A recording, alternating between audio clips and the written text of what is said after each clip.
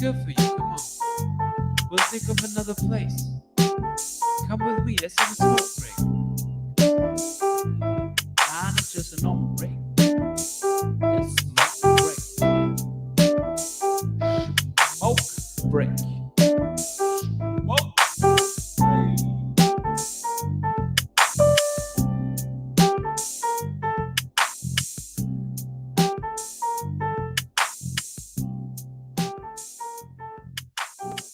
30 seconds and counting.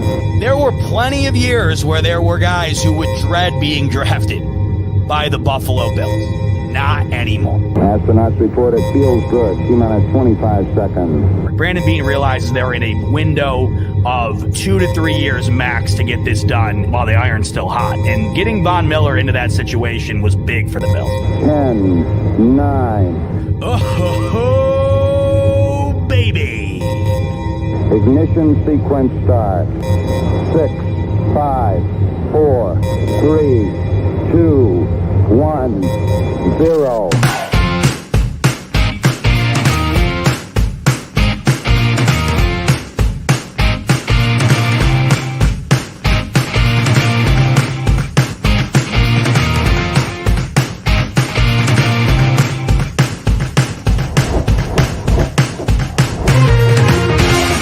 Great interview, guys.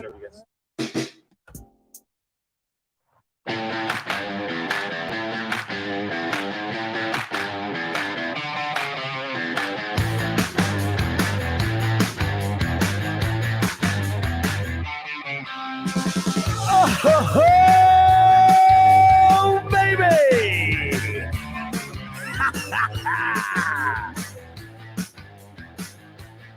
What is up, Buffalo Fanatics? Z-Bot here with you Tuesday night.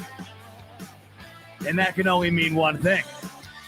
It is the smoke break.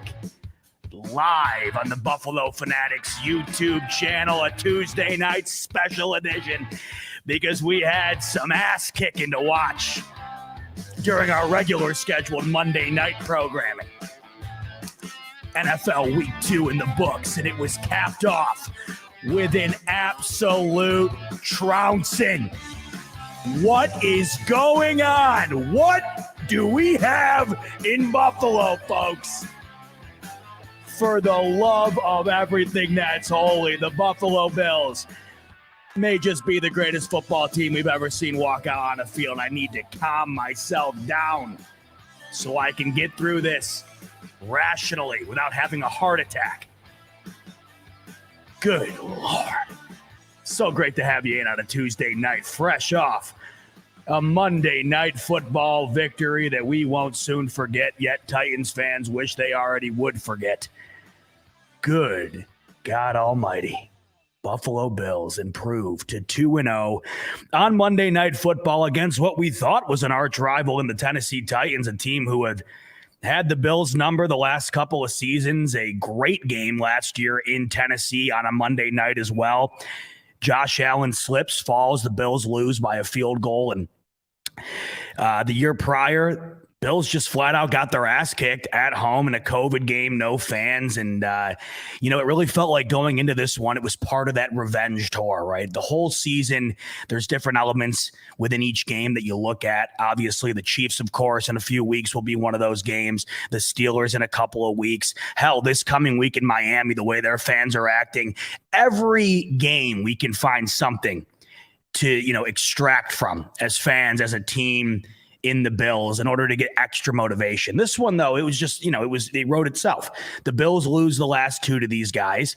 They were the number one seed in the AFC last year, even though it never felt like they were truly the best team in the AFC. And you go into this game on a national stage like you do last week, and you look to once again prove to the world that the Bills and the expectations set out for them this coming season are legitimate and, deserved. You have to wonder now, the Tuesday after this game, you have to wonder the week following the Rams game, were the expectations too low? The Bills were supposed to be the Super Bowl favorite. The Bills were supposed to be perhaps the best team in the league. I don't think anybody could have anticipated what we have seen over the last 2 weeks.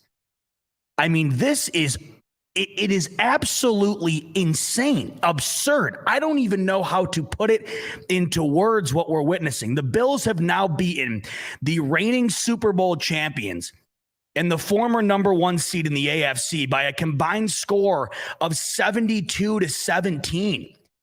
It's not like they're taking the Jets to the woodshed. It's not like they're taking the Jaguars behind the shed out to the woods.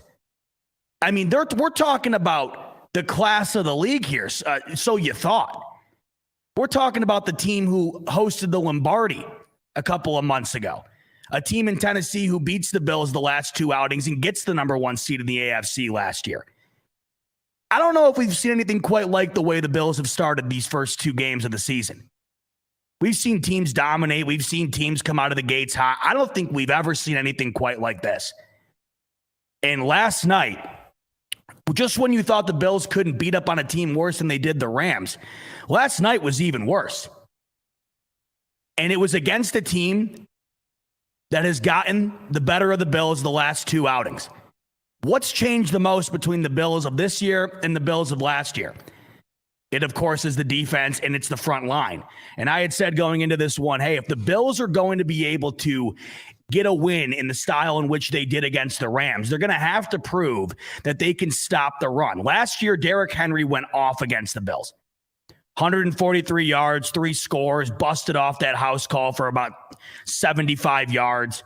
We also know Jonathan Taylor went off last year for the Colts against the Bills. The Bills had a rough time last year against the run. Last week, the Rams barely ran the ball at all. I know everybody and their mother was bitching about Cam Akers because they had him on fantasy and he barely touched the field. We didn't really get an accurate representation last week as to what we can expect from the Bills against the run. But we knew coming into this week, this would be as good of a test as ever. Doesn't get much better than Derrick Henry. Well, last night, it doesn't get much worse in Derrick Henry's career. And if you're looking at the difference between the Bills of this year and last year, it, of course, is the D-line. And this was the opportunity to see what this D-line could prove against an elite run game, against one of the best running backs in the league. One of the best running backs in the league the last several seasons. An absolute freak specimen of a human being in Derrick Henry. Derrick Henry last night against the Buffalo Bills defense, quite literally, had one of, if not the worst game in the history of his entire NFL career. Derrick Henry, 13 carries for 25 yards. 1.9 yards per carry with a long rush of 9 yards. Let's put that into perspective here, because everybody has a down game, right? Everybody has a bad game. Sure. We know that. We've seen it time and time again, of course, from all the best players throughout the league, including our Bills. Last night was more than just a bad game. It was one of the worst games he has ever had. And I don't think it's a coincidence. I don't think he just had a bad night. He had a bad night because he went up against the most elite D front, one of the most elite defenses the league has seen in quite some time. This defense last year ranked number 1 overall throughout the NFL, but we all know it never quite felt like the Bills defense was dominant. We knew they were good, but there were plenty of games last year where they got ran over, where they didn't look like the number 1 defense. Last night, that not only did they look like the number 1 defense, but they looked like one of the best defenses we have seen in this league in some time. Let's put into perspective just how badly they shut down Derrick Henry. That was the least amount of rush yards Derrick Henry has had in a game since 2018. It is the lowest it is tied for the lowest yards per attempt he has had in a single game since 2017. And his long rush of the game was a mere 9 yards. That was the shortest rush that was considered to be his longest rush in a single game in over 30 regular season games. It's not like he got hurt. It's not like they didn't give him the ball. He just got dominated. And now we have an example in back-to-back weeks with two very different offenses. A pass-heavy offense in the LA Rams, coordinated, designed, and executed by one of the league's best young offensive minds in Sean McVay. And this week, a ground and pound, beat you right at the line of scrimmage team in the Tennessee Titans, who used that style to get the number one seed in the AFC last year. The Bills absolutely trounced both styles, and now it leaves the question, what's going to work against them? Think Tua is going to have 6 touchdowns again this week, like he did last week, where everybody now is wanting to say that they're on the same level as the Bills and might give them a run for their money in the AFC East. Sure, I mean, they had a terrific game, right? They come back, they beat the Ravens, and we'll get into that game in a bit. I don't want to take anything away from what we saw last night before we have to. But I'm just saying, you can watch what Tua did against the Ravens. And you can watch what other teams are doing against other teams in the league, but no one else is comparing right now to Buffalo. You can't even make the comparison from one game to the next. It's just not going to work. The way that they won this game on defense was completely different than they did the last week. They only sacked Ryan Tannehill twice. They got to Matt Stafford last week 7 times. They knocked him down 15. They only had 3 quarterback hits in this game, 2 total sacks. Yet they hold the Tennessee Titans to less points than they did the Rams. And statistically, they made them seem like a high school JV squad. I mean, it's unbelievable how much they utterly dismantled the Rams on defense, the Titans, and we haven't even touched on what these Bills did in a 41-point explosion on offense. Hell, the Bills' offense last night could have stayed on the bus. They would have found a way to win this game. From Matt Milano's pick 6, they would have found a way. Between Tyler Bass's leg and Matt Milano, the Bills still win last night if Josh Allen and Stefon Diggs never get off the bus. That's how incredible this defense was last night. And they didn't just shut down Derrick Henry. Ryan Tannehill had a pretty decent outing last year against Buffalo, mainly in part due to the fact that Derrick Henry had a great day, set up the play action. Ryan Tannehill had a much easier system to work out of with Derrick Henry having the game that he did. But with their ability to shut down Derrick Henry, it shuts down everything for this Tennessee offense, especially with the lack of weapons that they currently have right now. You hear that? Is that a chopper? I'm telling you, every damn time I'm on here. You hear that? Incredible. It's 8:15. I mean, whatever. Nothing's gonna get me off track tonight. Nothing's gonna get me off track, even though that did. Back to the point. Ryan Tannehill. You thought Derrick Henry had a career low game, a terrible game. Ryan Tannehill, so bad he gets benched for the rookie, and it makes you wonder. You know, the last time the Bills played the Titans, when Ryan Tannehill was not the quarterback, it was Marcus Mariota. That was his last start as a Tennessee Titan. The Bills are known to have performances in which the quarterback winds up taking a seat. Now, I'm not saying Ryan Tannehill doesn't see the field again. I assume he does. They're not going to put the whole franchise in the hands of Malik Willis quite yet. But last night shows you what a quarterback like Ryan Tannehill is when the system isn't working to perfection in the way he needs it to operate in order to be successful. When Derrick Henry is down and out, this offense shuts down, and the Bills took away their most key asset, the run game. It completely dismantled Ryan Tannehill's ability to do anything. And he was benched in the third quarter in a game that they were losing. I mean, this isn't preseason. You understand how mind-blowing that is. Ryan Tannehill takes a seat in this game. Case Keenum is playing quarterback for the Bills on offense in the third quarter. It is week 2, primetime on ESPN. I mean, are you kidding? Are you kidding? It's insane. It is insanity. Ryan Tannehill was 11 of 20 for 117 yards. It's tied for the second lowest amount of completions he's had in a single game since 2015. Tied for the second fewest yards he's had in a single game since 2018. And he had a 32.7 passer rating. You ready for this? It was the worst single game passer rating of his entire career. His entire career. So you go out on this field against the Bills and your two most key assets on offense have quite literally one of the worst outings they have ever had in the National Football League. And it's not because they both decided to take the night off. It is just a true testament as to how unbelievably dominant this Bills defense is, and it starts with the revamped D-line. This team, I mean, you want to continue to talk about Josh Allen and Stefon Diggs. Of course you do, because they're playing at a clip that is as good as anybody in the league by far. But then you take a step back and you realize, I mean, yeah, it's amazing what they're doing on offense, but this defense is on another level. It's unworldly.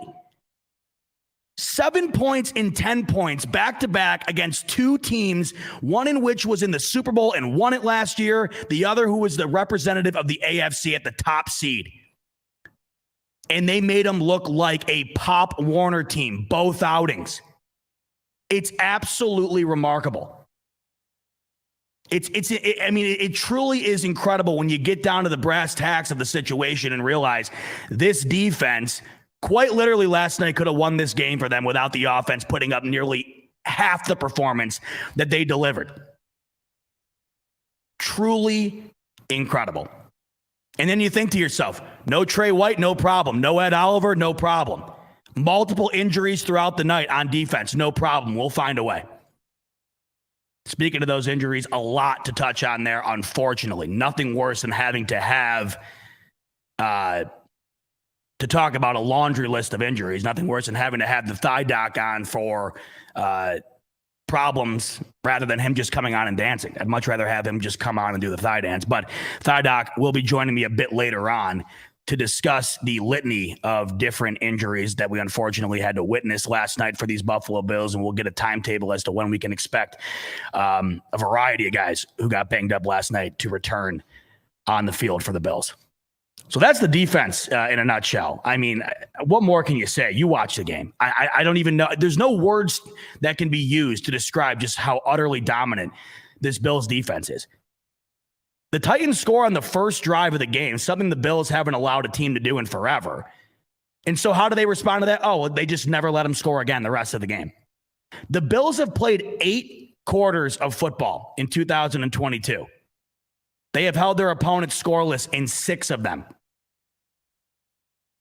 It's just unheard of stuff that's happening here. And, you know, I understand that there's different ways to look at it. Logan coming in here and saying we need a real opponent. This is cool and all, but too easy. Look, if the Rams and the Titans aren't a real opponent, then I don't know what to tell you, honestly. I mean, if they're not a real opponent, then who is? They might be having a down year. I understand the Rams let Atlanta back in the game last week or this week. I understand the Titans last week. They lose to the Giants. They were up 13-0. I mean, I get it. Everybody has a bad outing. If these two teams aren't real competition, I don't know who is. I mean, obviously the Chiefs. Really, though, I mean, we can't discredit this. That's the thing here. I'd understand if you want to say that had the Bills just done this to the Jets, the Giants, the Lions, right? I would understand that completely. And I'd probably be a lot less excited about it than I am right now. But that's the kicker of this whole thing, right? That's the absurdity of all this. It's not happening against the dredges of the league. It's happening against the top tier. That is what is most incredible about all of this. I don't know. And you wonder, now you're getting used to it, right? Like, that's the thing. Like, and I'm glad I'm getting to this point, because going into this game, everybody's asking, what's your score prediction? What do you think? What do you think?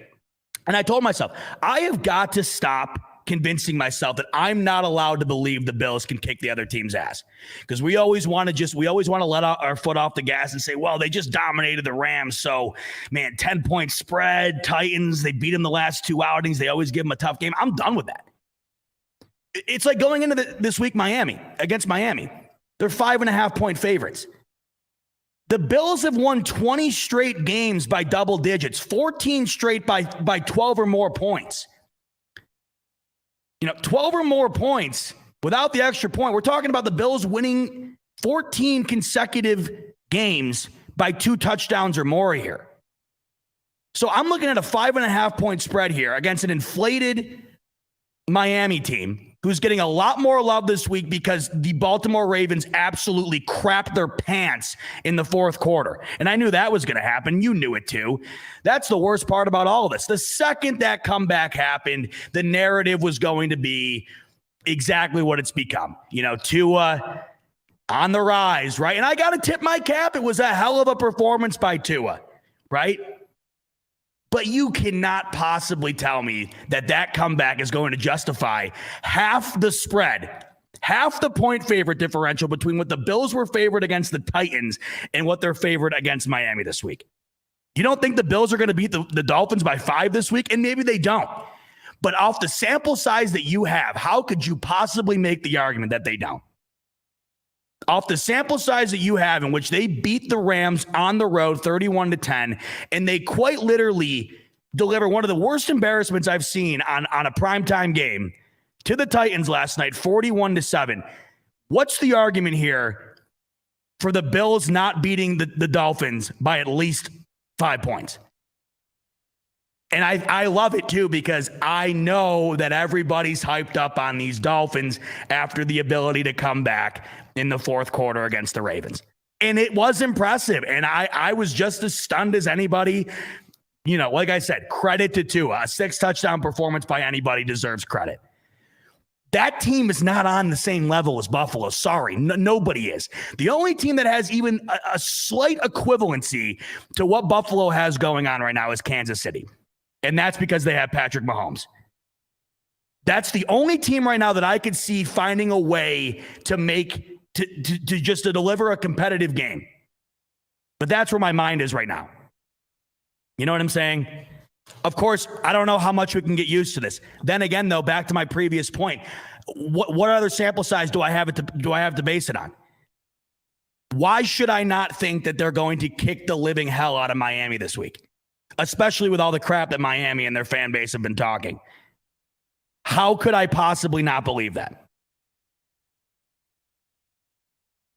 I mean, before we get into that game, because we got plenty to talk about, we have to continue to talk about what we saw last night, because it's now a consistent back-to-back performance from Josh Allen that is just lights out, right? In a gigantic spot against an opponent that perhaps in years past you would look at and say, well, this would be the moment where the Bills collapse, right? Or this would be the moment where the Bills find a way to lose it. A moment where Josh Allen might not be able to rise to the occasion. I mean, all that stuff is so beyond gone now. It's hilarious. That's the other great thing. All these narratives the Bills have built up over the years. I mean, they've gotten pegged down one by one. Now it's to the point where almost none of them at all exist. I mean, not even remotely. You go into this game last night, you have Josh Allen, you have this defense. And I just don't think you can be anything other than fully confident in seeing shades of what we did see last night. That's what I'm getting at when I'm talking about the upcoming games here. You have Josh Allen. You have Stefon Diggs, who's looking like vintage Jerry Rice right now. And you have a defense that's resembling the 85 Bears currently. Why should I not be more confident than anything ever? I mean, it's literally leaving me at a loss for words. You constantly want to convince yourself of a way to think that the Bills will have a competitive outing against another team, or to find a way to keep it close or slip and fall or whatever. I just can't. I'd have to really do myself a disservice in mental gymnastics right now in order to convince myself that another team is going to be able to put out on the field what the Bills have put out on the field the last 2 weeks. I would quite literally have to do mind flips to convince myself that another team right now would be able to put out on the field what we have seen from Buffalo. And that's the thing. So used to finding a way to bring ourselves down to the mentality of the opponent we're playing because of us being Bills fans and us thinking, oh, there's no way they can do it again, right? I'm done with that. Done with it. Let's talk about Josh Allen's outing, because once again, back-to-back weeks in which it's just lights out. And right now he's firmly at the top of the MVP race, I would say. I have to tip my cap to Jalen Hurts right now. I think it's between those two. Mahomes right up there as well. He always will be. But if we're talking about performances levied out between quarterbacks the last 2 weeks, nobody's been doing it better than Josh Allen and Jalen Hurts. Josh Allen, though, both games in prime time, both games against two top-level opponents. And it's just been absolutely lights out. What we are finding now from both the defense and the offense of the Buffalo Bills is they are now showing you they are capable of winning a game in multiple different ways with differences in personnel each week. As long as Josh Allen's out there, as long as the core of that defensive front is out there, it really doesn't matter how much the pieces get interchanged. Last week, you win 31-10, and Gabe Davis has a great outing, and things go, according to plan, right? And Josh Allen has an amazing day on the ground, 10 rushes, 56 yards, and they win in dominant fashion. Last night, Gabe Davis isn't out on the field, doesn't play. He's hurt. Your wide receiver, too, nowhere, not at your disposal. You take that into consideration. How about the fact that Josh Allen last night ran the ball one time? Did you know that's the lowest amount of rush attempts Josh Allen has had in a game in his entire NFL career? And they won by more last night than they did in that Rams game. Gabe Davis, out, no problem. Not running the ball with Josh Allen, who cares? Oh, your run game, which we thought would be better this season, is completely non-existent once again. Who the hell cares? Speaking of Josh Allen, the passing game is so efficient. It is so efficient that I am getting to the point now, and I don't know how you guys feel watching the game, and of course this is just a fool's request because it's never going to happen. But it's getting to the point now where every time this team runs, it's the equivalent of taking a knee. Josh Allen is getting this team down the field at such a clip, so efficiently. Yet every time they run the ball, it seems to develop into absolutely nothing. Same thing last night. This is the stunner here. You put up 41 points, right? Josh Allen has 4 touchdowns through the air, and this is without Gabriel Davis. And this is the statistics on the ground. Like I mentioned, Josh Allen, it is the lowest rush attempts he's ever had in a game. So he doesn't do anything on the ground compared to what we're used to out of him. Your leading rusher by the time the starters sat, because James Cook kind of had inflated numbers based on the fact that he played in the fourth quarter and got the bulk of the carries because they were just trying to run the clock out. So I'm going to just take away his stat line because it really wasn't reflective of what we saw from this run game. Devin Singletary, 6 carries, 19 yards. But one of those carries resulted in 16. So he had 1 carry for 16 and then 5 other rushes that equated to 3 total yards. Zach Moss, 3 for 17, and then that's where it ends as far as the tandem was concerned last night.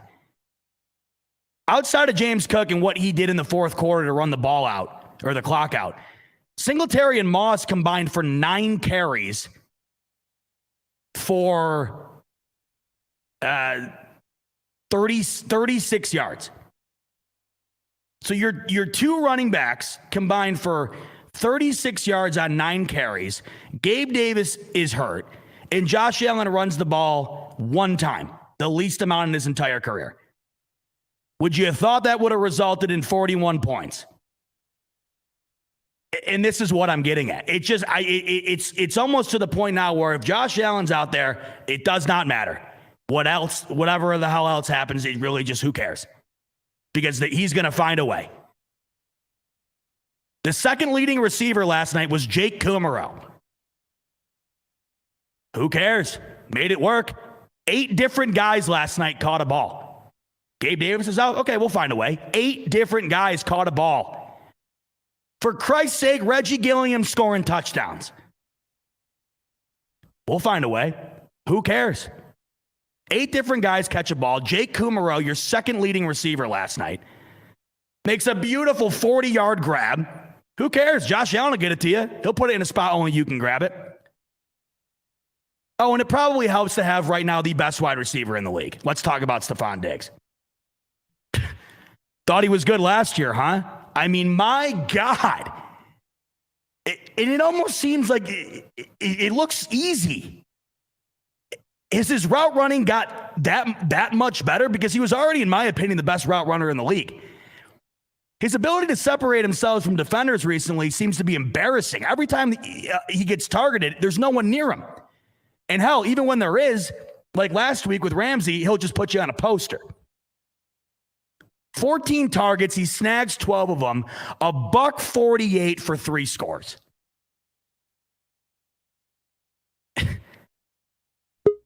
Just ridiculous numbers. And this is with Gabe Davis out. And you know that Stefon Diggs is going to have to be locked down because he's really your only viable option. Like I just said, Jake Kumaro was your second leading receiver last night.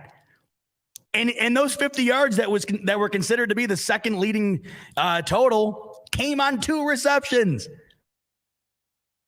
Stefon Diggs goes into that game last night with the Titans knowing that Gabe Davis will not be on that field, yet he decides to deliver one of the best games of his career.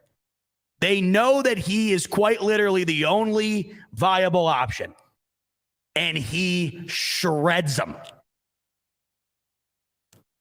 It just doesn't matter. You have the best running back in the league. Who cares? Gabe Davis is out. We have to focus on Diggs. Too bad. He's going to dice you. You won the Super Bowl last year.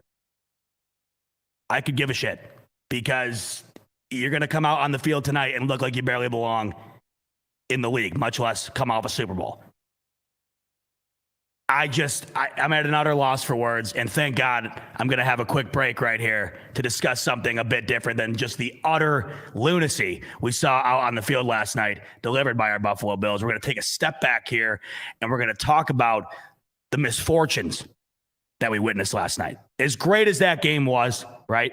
As great as that game was, as dominant as the Bills performed, it was a bit bittersweet seeing the amount of guys that went down last night. Of course, headlining that being Dane Jackson having to be taken off the field in an ambulance. You just never want to see that. And thank God the reports out today have been nothing but positive compared to what we thought might have been the case there just based on the scene. But the guy that, of course, knows much more about these situations than I do would be the doctor, none other than the Thigh Doc, who was at the game last night. I'll bring him in right now. There he is with the shirt of a lifetime on again. You're 3 for 3 now, Thigh Doc. You're never coming on. Always Best.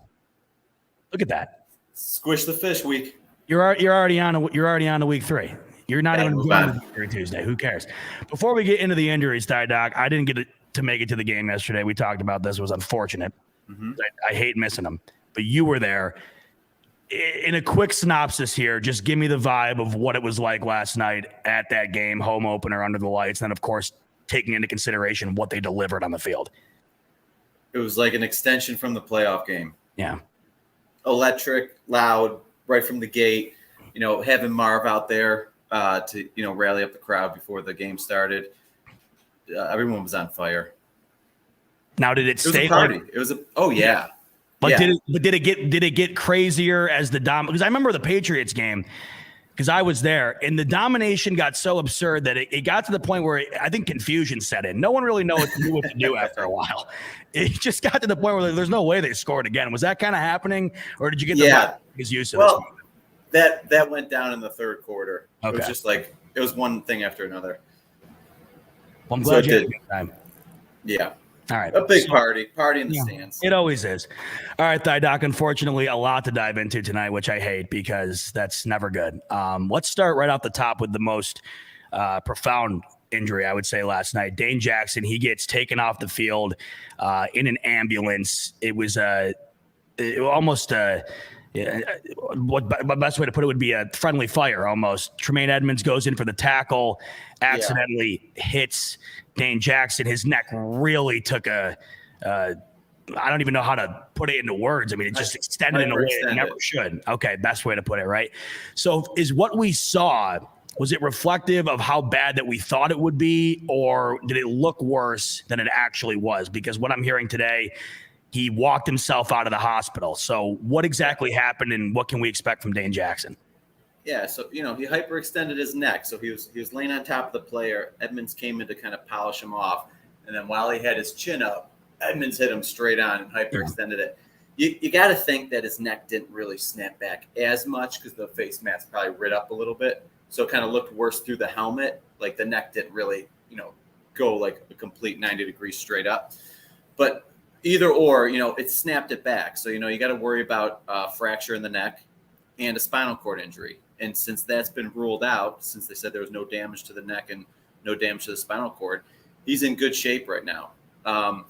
Could it turn to a day-to-day thing? It could. It really could. But that neck's going to be so sore. Yeah. So I don't know if with 6 days rest, if he's going to – because here's the deal. With the neck injuries, like with the stingers, because now we got to talk about 3 neck injuries from that game. So with the stingers, it's like once you're cleared of neurological issues, you just got to get full range of motion, full strength back, and then you're allowed to play. There's no like, hey, it's like a quad strain and you need 2 weeks to heal, the tissue. You know what I mean? Right. It's kind of just like checkpoints. Like if you got no pain, full range, good strength, no neurological issues, you technically can go back in. So just because the way the hit was nasty, I'm sure he was feeling stuff going down the arm and stuff. They had a spine board him. So that's where we're at. Yeah, we'll get more information. I got to stop being a fanboy because I did get carried away with Ed Oliver last week. I know you wanted him to. It's all right. It happens. I wanted him to play. I know you did. To play so bad. I felt like with the extra rest he was going to go. But you got to watch the practice report and respect it. So if they're not practicing during the week, they're not going to play. Yeah. And I just felt like Ed got out for stretching on the last day, and I was like, maybe they just don't want him to re-aggravate it, and they're going to throw him in because they're playing Henry anyways. I got carried away, but we'll see how Dane goes. How off were you really? If it were any other team, maybe Ed Oliver plays. That's the thing. I think that you have to take it into consideration that the Bills have a defensive front where you can afford almost to let Ed Oliver rest it up a little longer than maybe other teams would be able to. So, I mean, you look last night, he's not out there, and that's the crazy thing. Didn't make a big difference. No. Yeah. So another guy who goes down on the D-line who has been real solid for the Bills to open up here, Jordan Phillips, leg injury. Yeah. What can we infer from what we saw from him last night, and then what's the situation there? So it's almost a highlight folly, you know what I mean? You saw the play. He's sprinting to try to go get Tannehill on the pick six. Yeah. And then it just looked like he got sniped. So definitely strained his hamstring. It's just how bad is it? For a big guy like that, you got to assume 2 weeks on a hamstring strain. Okay. Could it be longer? Yes. Could it be less? Probably not likely, but it could. So, everything's different. There is a possibility he felt a cramp and just went down, but it looked pretty textbook like that sucker popped on him. So I would assume this is 2 weeks plus. Just see how it goes. If he gets back to practice this week, then, maybe he's on the trend, but I don't see him playing this weekend, by the way. Okay. But, if you see him limited by the end of the week, then he's trending well for the next week. But I don't think he's going to be coming back for the Miami game. Speaking of that pick six, the man who delivered it, Matt Milano, and almost nobody last night on D played better than him. He suffers an injury as well. What exactly happened with Milano last night? It's listed as other right now on his injury report. Well, I saw Stinger, right? Mm-hmm. So it must have happened on that last hit he gave to Willis, where he kind of stonewalled him on the 3rd and 1. Yep. And he didn't have your initial the typical reaction when you get a stinger where it's the arm goes nuts. I've had one. Yeah, sure. And they suck. And it's shocking for 10 to 30 seconds. When I had it, I got my head bent sideways and it literally felt like my arm was polarized to the ground and I couldn't feel it. I couldn't lift it off the ground. It was such a weird feeling. Yeah. By the time the trainers came out, it came back and it felt like nothing happened. It was just the shock because the nerves get stretched. So with him, he stuck him. I watched the replay a little before I got on. He grimaces a little bit, but he doesn't even shake it out. I think he probably felt something, went to the sideline. They're like, listen, we just had 3 injuries in a row. We're up a ton. You're coming off. With neck injuries, let me just throw this out there. They can be accumulative, right? So if it's your first one, it's almost like a concussion. So if it's the first one in the career, it's a little stinger. It's not a big deal. All right. These guys can go back in the game later in the game. If it's your second one, now they're a little worried. A lot of those guys, once they get a second one, especially if it's within the same year, they'll pull them for the game and just to be cautious. Now, if you get a third one, Now they're thinking, is there something structurally wrong in there? They got to send him to the hospital. They got to get the x-rays, possibly MRI, CT scan, make sure nothing's going on with the disc, the spinal cord, or the big ticket item here is as guys get older, they get more neck injuries. You got to worry that they're starting to develop stenosis. So that's narrowing of the vertebrae. That's a game ender. So that's a career ender. So that's what happened with Eric Wood. He started getting stingers all season. They went to check it at the end of the year, and they're like, dude, you got stenosis. It's like you need a fusion. Or you're going to, you're possibly going to have a life-threatening issue, not just a career ending. You know what I mean? Be paralyzed. So, and I think we saw this with Aaron Williams too. He had those 2 neck injuries. He got blindsided by Landry. And then I was at the game when he tackled someone in the end zone, and then they had to spine board him. I can't remember which one came first, but I think it was the spine board was the second one. And then we didn't really see him after that. And then the team didn't they didn't want him to come back, and he still pushed for it. And then they kind of cut him in the preseason. That was the kind of sour grapes, how that went down. So status-wise from Milano, I mean, from what I can take from what you're saying.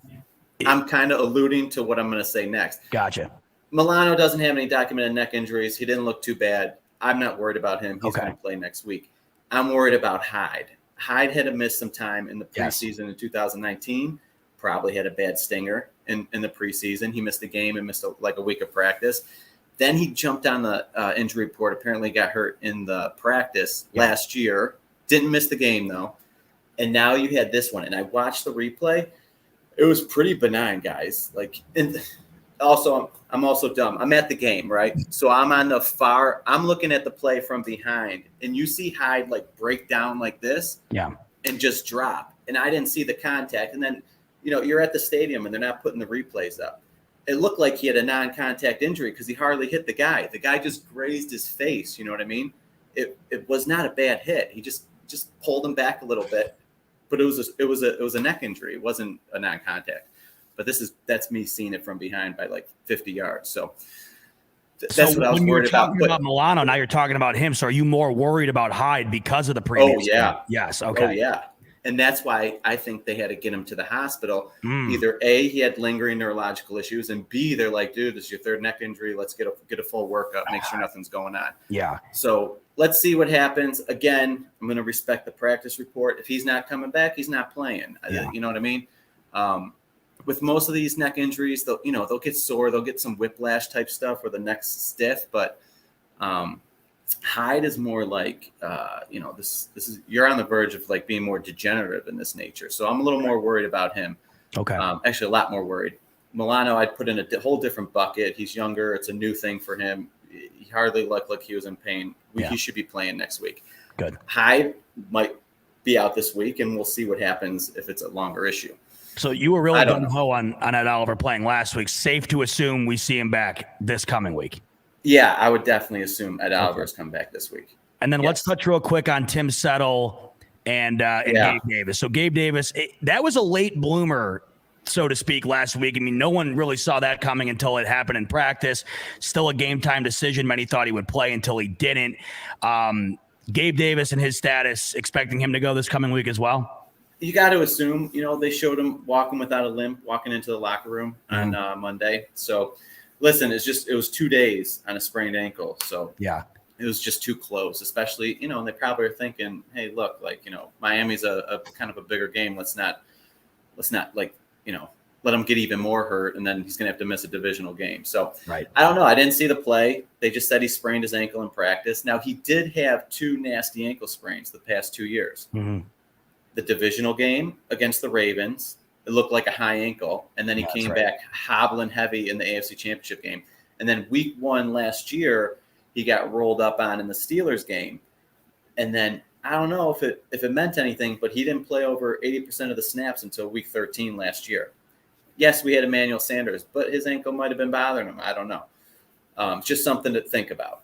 And we don't even know what ankle he actually hurt in practice. But by the way, those other 2 ankle injuries were left and right. They weren't the same ankles. So. Gotcha. Good. Yeah. And then last but not least on what seems to be just an incredibly long list right now, Tim Settle, leg injury as well. Thoughts on him? So I don't remember him pulling up lame in the Colts preseason game. Yeah. But that's when he got hurt apparently. So he had a calf injury. Now calves, listen, If it's like a little twinge, it's like 1 to 3 weeks. But you want to be cautious with them because they're easily aggravated. So he had almost 4 weeks from the Colts preseason game to week 1. Then he went out, he played 40-some% snap share, and then he either got sore or he twinged it again. But listen, I'm telling you, I also have a reoccurring calf issue. You know what I mean? Mm-hmm. So you'll feel good one day, and then you'll work out, and then the next day it just feels like you got a huge knot in there. And then when you push it, it pulls again, and then you're set back for another 3-4 days. So like the calves legit are tricky. So, you know, I think he was on the mend because he got back to limited participation at the end of last week. They're probably going to play him this week, but it's just something, you know, you got to worry about a little bit. Like, you know, if you're real thin on the D tackle depth, and then, you know, Settle pulled his calf again, you're kind of screwed. You know what I mean? So, for what it's worth on that, but I would assume he's going to come back next week as well. So him and Ed come back at the D tackles. Phillips will be out. Milano will be in. And I think a huge question mark is Hyde. And I would assume Dane's not coming back. Mm-hmm. But I think he just sparred himself from being like, you know, going on the IR or missing basically the whole year, you know, assuming that he didn't have a neck fracture and no spinal cord injury. So that bodes well. But he's probably going to be out next week too. Well, good to hear. Thigh Doc always making us smarter. Before I let you bounce, you got the Squish the Fish shirt on. Yeah. 2 questions. One, if Tua were to thigh dance, how bad do you think it would be, or would it be? It'd probably be so awkward. Yeah, that's a good way to put it.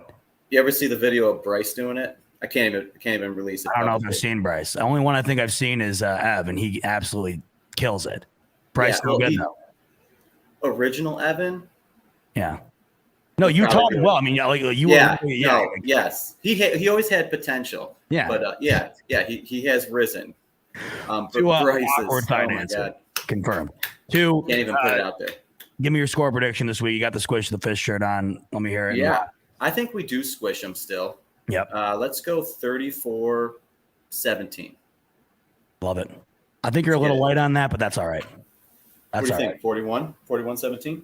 I like 41. All right, give me a dance on the way out, will you, with that shirt on? What do you got I'll on? Shake it just a little bit. Give me a little shake. Can you get a beat on? Yeah, I'll get you the beat. Oh, I'm sore from the game. Yeah, I was just going to say. And I made the news. If anyone's watching the news. Did you? Oh, I saw you hanging with Benny the Butcher. You're big time now, by the way. Oh, saw Benny the Butcher too. Oh, yeah, I had a great day. Well, hold on. Before now, a third question. Did you get him to do it? Did you ask him? I showed it to him, and he goes, "That's cool." Yeah. So but his buddies did not like it. Maybe in the next music video? I don't think he's going to be into it that much, but I don't know. You know, he didn't make me feel shame. All right, hey, that's all you can ask. He's like, all right, hey, I like your style. Shake it for me, baby. Oh yeah, look at even when he's hurting, he still give us a little something. There he is. Now dance it out off the screen for me, like you like to do. I like that when you. Oh, look at that. Go Bills. Go Bills, baby. Thigh Doc, the man. Always making us smarter. Unfortunately, had too much to talk about with the Thigh Doc tonight, man. It stinks. But so glad to hear about Dane Jackson, of course, and it seems like there's a lot of positive to take away from the amount of injuries that we saw last night, but we will, of course, keep you updated right here. Let's do a quick word from our sponsor. I am noticing plenty of super chats that I have not addressed, and that's because, you know me, I get way too worked up. Next thing you know, 45 minutes go by, and I haven't addressed them, and that's ridiculous on my part. I'm going to address all of those beautiful super chats that I am seeing right now that I have not forgotten about. I just got way too hyped up and cannot believe that it's 50 minutes have gone by. Insane. Quick word, though, from our new friends, not so new anymore. We're a few weeks in now, but our friends, rather, over at BetUS. If you're like me, you like betting on football. Hopefully you're not like me, though, and you're good at betting football. And if that's you, you're going to want to take advantage of our promo offer over at BetUS. It's awesome, really awesome platform to place wagers on NFL games. And right now we're offering a special deal here at the Buffalo Fanatics. If you look at the link in our bio, you can get 125% sign-up bonus, which is sweet because it's more free money to put on the game. And hey, Bills minus 5.5. Seems like a good one to me. Quick word from our friends over at BetUS. Football is back, and so is BetUS.com for our 28th year of NFL action. With live in-game betting, incredible odds with daily odds boosters, props, parlays, fast payouts, and exceptional customer service, BetUS has it all. Sign up today at BetUS.com. BetUS. where the game begins. BetUS, go check them out. Like I said, link in the description right here on YouTube. Click on that 125% sign-up bonus, and you can use that to hammer Bills -5.5 like I plan to do this coming week. All right, as promised, let's get to those super chats. And once again, I apologize for the delay on those. It's just that we got a lot of exciting things to talk about. And that, of course, being the Bills just being what I don't even, like I said, I continuously keep getting at a loss for words. And that's why I've allowed 50 minutes to go by without addressing these. Let's start from the top with my man Logan. And Logan comes in with the super chat and says, "Bot, as you know, the AFC is far superior to the NFC. The AFC team who makes it to the bowl wins the bowl. How is this not our year?" I agree with the AFC point, although right now I'm getting a little bit confused as far as some of these teams who I thought were going to be top tier opponent or top tier caliber this coming season that are doing the complete opposite early on here. The Bengals are shocking me. The Colts are really shocking me. Denver looks horrendous. I can't believe how bad they look with Russell Wilson.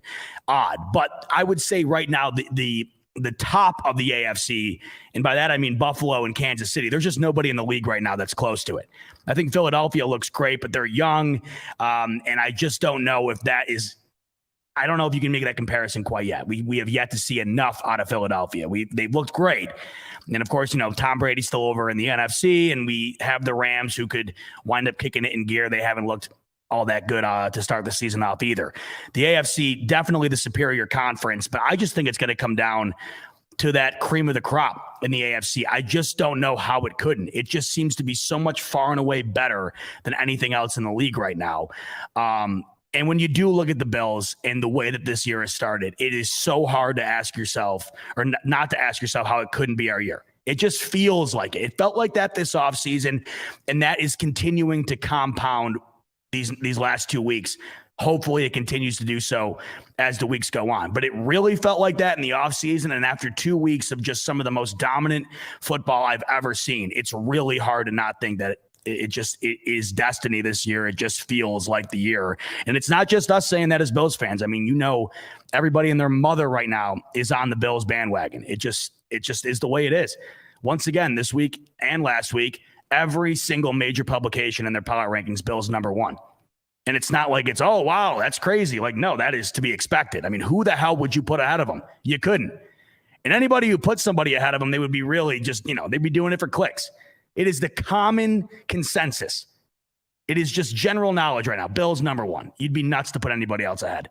My man, Johnny DeMarchi, coming in 1 and 2. I saw the other one down there. We'll get to both, Johnny. First one, Johnny saying, Bills Mafia since 1969, grew up in Orchard Park. Miami might be a problem. No CB1 and 2 without Trey and Dane. That is true. Currently live on Miami Beach. It is 85 and 85 humidity here right now. Hill killed us in KC. Bills 35-28, but no blowout. Z. All right. I understand your thoughts completely, Johnny. I do. I can't, like I said earlier, it's so tough for me to split the hairs here between wanting to think that the Bills can deliver what they have the last 2 weeks and also knowing that is almost impossible to do on a weekly basis. I only know what I know so far, and that's the last 2 weeks. Miami, you could make the argument compared to these previous 2 games and now this week, is Miami the best team the Bills will face these first 3 weeks? I don't think anybody would have said that before the season started. I think what we've seen so far, you could probably make the argument. It's probably the best offense. And what they did against Baltimore on Sunday late was incredibly impressive, but we cannot forget that they were getting their ass handed to them. I mean, they were getting stomped on 3 quarters through that game. And I just don't know what the hell happened at Baltimore. Their secondary decided to smoke a cig on the sideline and have a cocktail. I don't know what in God's name happened to Baltimore's defense to end that game. It literally looked like they were trying to throw the game. They were cruising to a victory. I'm more shocked. And I'm just more shocked who was able to take advantage of it. Honestly, that's what impressed me. I mean, even though that they seem to be really trying to hand the game over, you still have to be able to take it. And Tua did. More than I would have anticipated out of him. I can't lie. Now ask yourself this. After coming off of that win, which, let's face it, for Miami, that's about as big of a win as they've had in a long time. Do you honestly think that they pull that off in back-to-back weeks and they come off of that comeback into Miami, host the Bills, and win that game? No. Now, I know Johnny right here is saying Bills still win. I don't believe in Miami. And I know last week happened, and I'm going to give my credit where credit's due. We cannot base our opinion of the Dolphins, or any team for that matter, based on one game, much less one fourth quarter where they somehow scored 28 points. We're basing our opinion on the Bills based on the ascendance over the last 3 seasons to culminate into what we're seeing now. We've seen the trend. With Miami and Tua, I mean, yes, they definitely, it's no secret, they look much better with the addition of Tyreek and now the emergence of Jalen Waddle. I mean, that duo right there is probably the fastest tandem in the league at the wide receiver position, and they're extraordinary players, no question about it. But all I'm going to say is we'll see this week. If Miami's for real, and I'm not taking anything away from what they did last week, a win's a win. But that win against Baltimore, to me, doesn't make me sit back and say, oh, man, I don't feel any different about Miami today than I did 2 weeks ago when it comes to playing the Bills. Sorry, I don't. They were getting their ass handed to them against Baltimore. Baltimore collapsed. Miami took advantage of it with 2 incredible speedsters on offense that Baltimore decided just to not cover at the end of the game. I don't get it. They got the job done. At the end of the day, that's all that matters. I just don't think the Bills would allow that to happen in a position that Baltimore was in where they were up, 4 touchdowns? I don't know. I'll touch a little bit more on that game in a second here. Let's go down to Johnny's next super chat. Johnny comes in again and saying Bills have won last 20 victories by 10 plus points. Process that. Yeah, it's insane. It is nuts. Last time that happened by any team, the Bears in 1940, 1941. I don't even know if the television was invented yet. Before Pearl Harbor. God almighty, man. Bills are elite. 52 years in with them. I remember Joe DeFuke. God, I don't even know who that is, Johnny. Pardon me. What Johnny's saying is he's been in here for the long haul. He remembers this stuff. And it doesn't get much better than this. And I can concur with Johnny, and I'm only 25. So imagine having to watch all that other crap. This has got to be even better than it is for me. I mean, it really is unprecedented. I don't care if you're a Bills fan or not. I mean, it's just a joke what they're doing to these other teams. It's extraordinary. Absolutely nuts. All right, what else we got here? The ref coming in, my man. He goes, they're going to have to start televising. They're going to have to start televising these games rated R because these are historic level ass whoopings being handed out on a silver platter. Z-Bot, you are right, ref. I mean, they really should put a disclaimer, kind of like on South Park, before every show when they have the placard come up that has the essentially has the copyright warning so they don't get sued for making fun of everybody. I guess what the Bills should do now before every broadcast is they should put up a not safe for work sign because what you are about to watch could be considered sexually explicit for how just titillating it is to watch. Extreme violence. I mean, you saw Matt Milano hit Malik Willis yesterday. I mean, I felt that in my bones. And I was sitting on the couch eating chips. Imagine how he feels this morning. I mean, you could go down the list here. I mean, the Bills are probably violating like 15 FCC violations every time they're on live television for the ass whoopings that they're handing out. Great point, ref. We should probably get on the phone with one of these executives over at these networks because, I mean, I'm all in for letting your little kids watch these games, no doubt. You got to let them watch, right? But, you know, make sure to explain to them what they're watching because they might not be able to process it. You know, they really might not be able to. I still can't believe these last 2 weeks have happened. I mean, I was talking with my dad earlier. What did he send to me? It was hilarious. Let me look it up. I don't know who wrote this, but he sent me a screenshot of it. This was the title of an article earlier. Now, pardon me, I don't have the name of the article. My dad just sent me a screenshot of it, but it says, the Buffalo Bills are here to chew bubblegum and kick ass, and the team is all out of bubblegum. I mean, you're not kidding.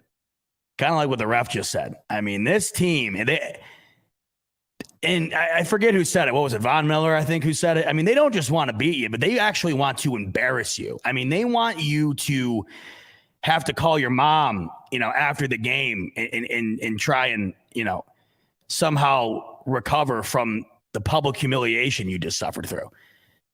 I mean, last night was sad. I mean, you got Mike Vrabel going into the press conference last night. He's got to admit, in front of reporters and a million cameras and everybody's going to see it. You got to literally flat out say, we just got our ass kicked. Because what the hell else are you supposed to say? Everybody knows you did. I mean, honestly, saying you got your ass kicked was probably putting it lightly. I mean, you got grown ass men. I mean, last week you got Sean McVay coming out and I forgot the exact quote. I tweeted it out. He said, a variation of, he said we got humbled. That's just a really, politically correct way of saying we got our ass kicked. Last week, Sean McVay goes, that was a very humbling experience. And last night you got Mike Vrabel saying we got our ass kicked. I mean, you're leaving these coaches, and neither of them are slouches. I mean, of course, Sean McVay, one of the best in the league. Mike Vrabel, he's a great coach. He's been terrific for that Titans organization. And you're embarrassing the poor fella. I mean, honest to God. I mean, that poor guy. I mean, you saw the video that's been going around social media, I'm sure, where he's just standing there like rolling his eyes. I mean, the poor guy probably couldn't wait to get the hell home. I mean, for Christ's sake, halfway through that third quarter, we're watching Malik Willis play Case Keenum on Monday Night Football. They really should have just called that game at the end of the third quarter. It was embarrassing. You just sat there at the end of that third quarter going into the fourth, and you're just sitting there like if you're anything like me and my dad, where you're just sitting there and you're like, dude, there's no way that the Case Keenum's just like out here right now for a whole quarter just for the hell of it, like for fun. I mean, you understand these, like Diggs 148 on 12 catches, 3 TDs, Allen 317 yards, 4 touchdowns, and 128.9 QBR. They didn't play a single snap in the fourth quarter. I mean, are you kidding me? You got Case Keenum in the game, week 2 on Monday Night Football in the third quarter against the former number 1 seed in the AFC. I mean, folks, if you're Mike Vrabel last night, Ryan Tannehill, I mean, how the hell did you sleep a single second? I mean, it was quite literally, the best way to put it, embarrassing. You score on your opening drive. That game was 7-7. And what's crazy about that game is the Titans went right down the field on their opening drive. I was a little bit concerned because we're all conditioned, right? Oh, here we go, right? Oh, they were great last week, and now here we go, And this is why I got to just stop doing this to myself. Because they let them go right down the field, and it just seemed like maybe we're in for one tonight. And they never get close again. They score on the opening drive, and they don't come within, a prayer of scoring again the entire night. I mean, what the hell? I don't even know, man. It's just, I never in my wildest dreams thought it would get to this. Whatever comes of this, I don't know. But all I know is the first 2 weeks of this 2022 season has been some of the most absurd. Like, genuinely, how many times tonight have I just almost had, I'm like mid-stroke here?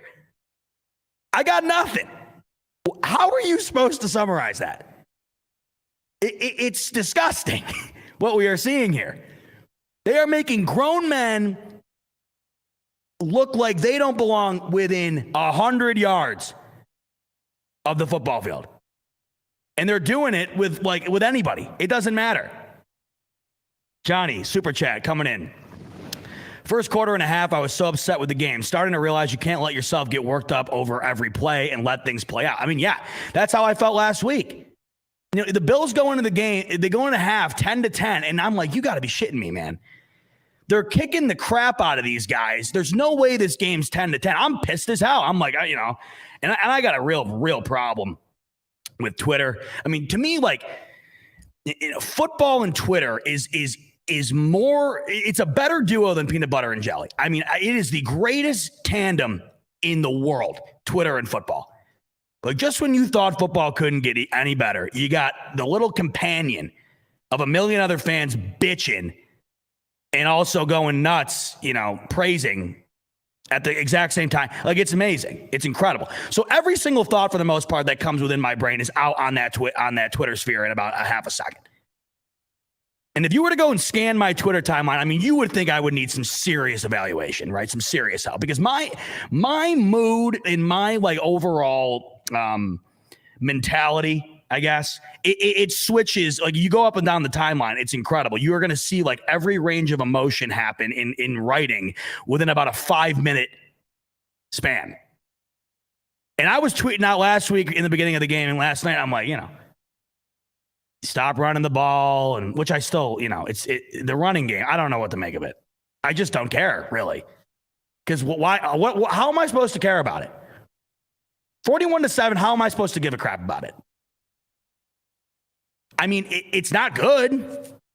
And maybe it bites us in the ass. But maybe I'd have more to say on that tonight if the Bills, lose or they win a close one. You can't run the ball and you win the game 41-7 with your starters, sitting out the whole fourth quarter, having a couple beers, shooting the shit. I mean, what could I possibly complain about tonight? Run game ain't that good? Yeah, no, it really isn't. No, it's not. And I don't think that's anything, shocking. I think we thought it would be better this year. I did. It looked like it would be. And I know Singletary shows flashes of being real good at times, but this run game is what it is. It's 100 to 150 yards a night type run game. And it'll be on the higher end if Allen runs. Last night he didn't. You barely break 100 yards. Who the hell cares? I mean, who the hell cares? Honestly. If it were up to me, and it's probably a good thing it isn't, but if I'm Ken Dorsey, man, I don't know how many times I run the ball. Like maybe 5-6 times a night. Maybe. If you're going to get the ball down the field the way that they do, because if you're noticing now, it's not just, they're doing it in a variety of different ways. This is 2 weeks in a row now where Allen has done an incredible job of picking apart the defense in small increments. They just tic-tac-toe down the field. I mean, like I said earlier, you had 8 different receivers catch a ball last night. You tic-tac-toe down the field, and you get in the end zone. And then that winds up developing into the deep ball to Stefon Diggs, the deep ball to Kumaro. I mean, they're doing it in a variety of different ways. But the passing game is so much more efficient. Like, the short passing game, to me, should just completely supplement the run game. I mean, ask yourself this right now. How much more confident are you in gaining 5 yards on a Josh Allen slant, out route, little curl, whatever? How much more confident are you in gaining 5 yards out of that than you are handing the ball off to anybody up the middle? Like, if it were up to me, man, the I formation for this team would be completely eradicated out of the playbook. What's the point? What's the point? I mean, genuinely ask yourself, and I get it, you got to establish the run. You can't just pass. I get it. I understand. But if you were to genuinely ask yourself right now, how much more confident are you in getting a 5-yard play executed? How much more confident are you in either throwing that ball or running the ball? And I guarantee you, if you surveyed a million Bills Mafia members, 99% are going to say throw. And it's because it's true. I mean, there was a few drives last night where they would try to run, and it was just going nowhere. And then they would turn to the pass game almost exclusively. They would go like 10, 15 plays in a row, it seemed, without running it. And what do you know? They're in the end zone. And then you think to yourself, I mean, why are we running it? And I get it. You got to do it. Everybody says that. I don't know, man. Like, it's just, it's so much more efficient. is all. I would trust getting 1 yard, honestly. And it's not even that the run game is bad enough to where you can't get a yard. I mean, the Bills can get a yard, even though their short game last night wasn't all that great. Let's be real. I guess the moral of the story here is if I need any amount of yardage, I'm much more confident in the passing game. And I don't even know how much of an indictment that is to the run game. It's just that we have Josh Allen back there. I mean, the guy is quite literally playing some of the best football that position's ever seen right now. If we're carrying back into the playoffs and then we're scooting on into this year, it's world class. So why take the ball out of his hands? Then again, though, the run game, like I said, it wasn't doing much last night. Frankly, last week, it wasn't doing much anything either. Allen had the most rush yards again last week. Who cares? You're trouncing teams. Do whatever you want for all I care. It's just not all that fun to watch. The handoffs are beyond boring to watch. I guess selfishly, I just want to watch Josh Allen throw the ball every single play. But I can't imagine anybody on here who doesn't want to see that either. But if not for entertainment value, more so for the fact that it just works better. Ref coming in again.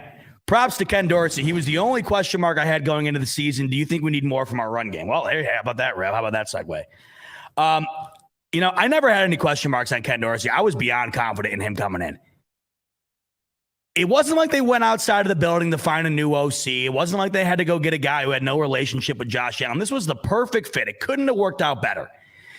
And from what I had heard from the players directly about their thoughts on Ken Dorsey and what he brought to this team, I was beyond confident. I understand that you had questions surrounding it. It would be the first time Allen takes the field without Brian Dable, and I think he's gotten a lot of the credit for Josh Allen's success. But let's be real. I mean, it kind of irritates me sometimes when I heard the other day, I think it was Coward, and I'm a big Coward fan, but they were talking about Daniel Jones and the Giants and how they started out 2-0. And I think Coward was like, Brian Dable fixed Josh Allen. And I'm like, no, he didn't.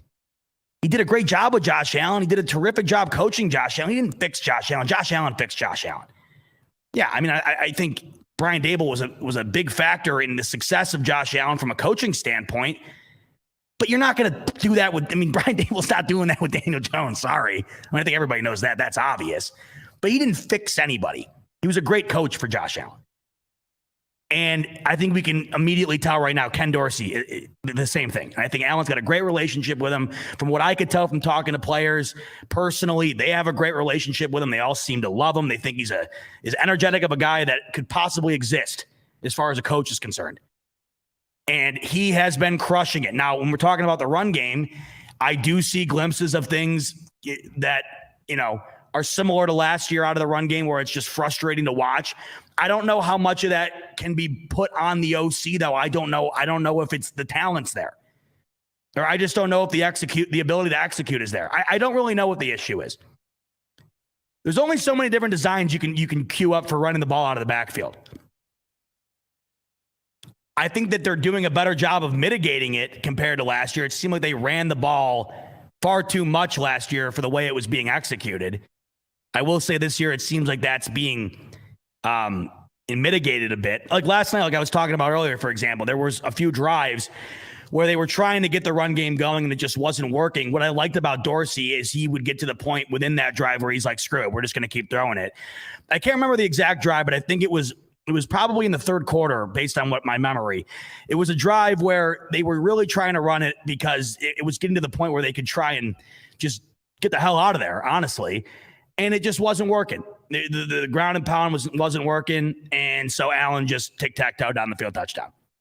So I have no complaints or real criticisms. I don't really know how you could have anything but the ultimate praise right now for Ken Dorsey.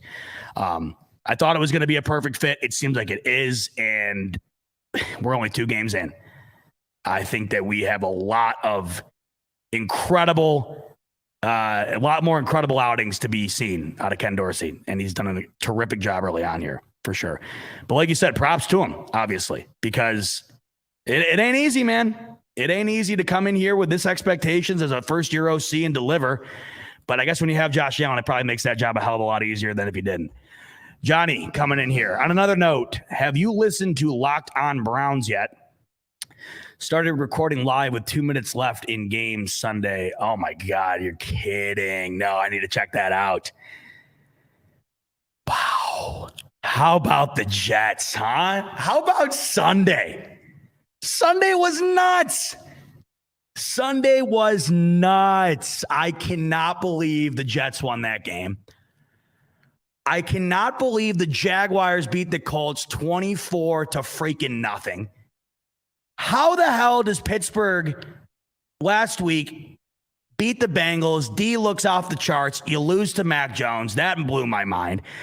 I cannot believe. I cannot believe what the Dolphins did in that fourth quarter. I never in my wildest dreams would I have thought Tua would have scored 6 touchdowns. I have to give credit there.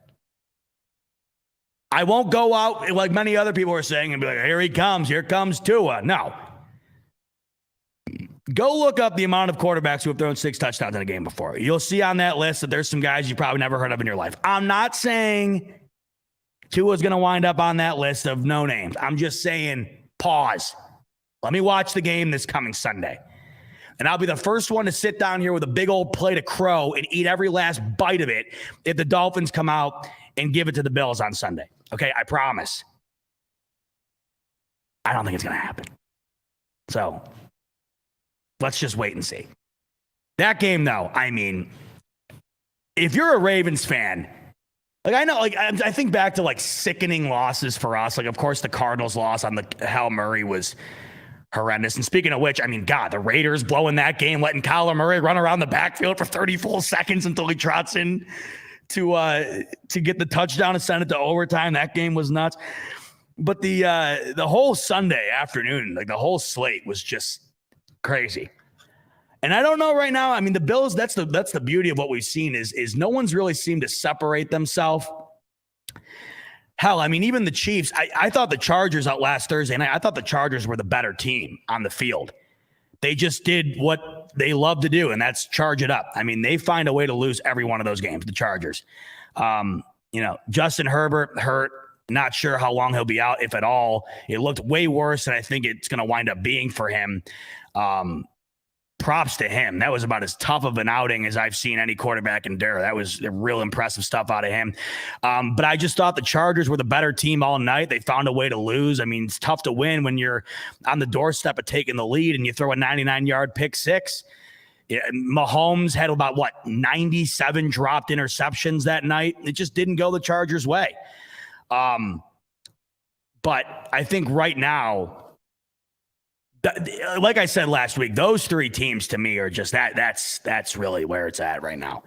Those 3 teams. And that's what it's going to come down to in the AFC. But the Bills, I think more so than any other team, have just completely separated themselves over these first 2 weeks. There really hasn't been a whole ton of consistency out of anybody else. The Bills have been the most consistent team right out of the gate in the most dominant way imaginable, which is crazy. What else we got on here? Man, oh man, oh man.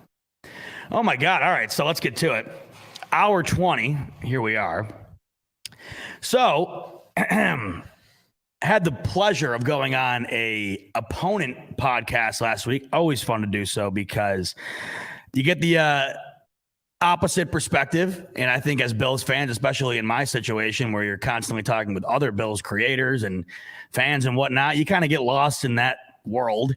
And then when you're playing a game that week against another opponent, you're constantly focusing on what the Bills got to do rather than looking at the other end of things and what those fans might be thinking and those content creators might be thinking. So had the pleasure of joining Mr. Titan. He's a Tennessee Titan YouTuber.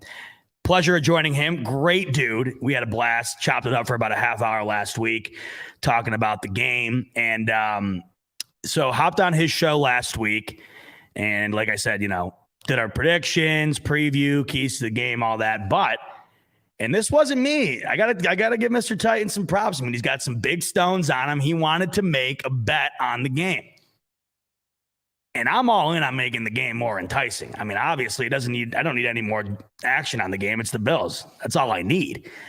But if we're willing to make the game a little interesting, or a little more interesting, rather, I'm all in. Now, I didn't want to make a bet myself because I feel like nobody's going to want to take a bet with the Bills. If I extend the bet out, I mean, I feel like that's kind of, I don't know. I mean, I feel like it'd be less likely to be taken because as of right now, who would want to place a bet with the Bills? But I got to give Mr. Titan credit. He offered up the bet. So let me show you what went down with Mr. Titan, how this bet developed. And then, of course, let's get to the part where the bet gets settled because we all know what happened. Here's the bet that was made between Mr. Titan and I. And after I show you the setup, I'll show you the payoff. Here's the bet. I think we place a bet, right? It was at this moment that he knew. He up. Oh, I'm all in. Let's hear it. Now, if, say, the Bills win, I like my chances. I get a random table, I say go Bills, and I jump from wherever the hell I'm at and land on it. And say vice versa. If the Titans beat the Bills, same thing. You film it and then we'll post it. There you go. Let's do a virtual shake on that.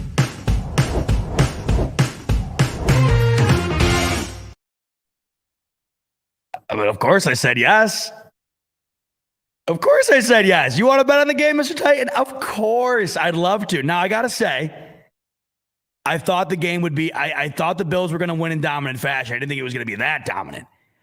But I got to give my props to Mr. Titan. He's confident in his team. And they just came off a loss to the Giants. And he still had the stones to place a bet against the Bills after what we saw them do to the Rams. I love confidence in the team, especially when it's not blind confidence. Mr. Titan, really, really good dude. Really good dude. Real fun to chat with him. I look forward to doing that again with him at some other point because he's a real great guy. And not only is he a great guy, but he's also a man of his word. So, of course, he loses that bet naturally, and he handled it as well as anybody who loses a bet could. Today, Mr. Titan was an honorary member of Bills Mafia, and I present to you Mr. Titan paying his debt to Bills Mafia after losing the Bills-Titans bet with yours truly. Here is Mr. Titan paying off that bet. All right, this is to Bills Mafia. Obviously, I'm a man of my word. Titans got destroyed yesterday, so for my friend with our bet, do a little tribute to Bills Mafia. Drink a little Dos Equis. Kids, don't drink in the morning. It's only 10 in the morning, unless you're a Bills fan. Or Titans. After that game. Here we go. Yeah, I should have. So this is take two. The ground was uneven, so I placed it somewhere else. Cheers.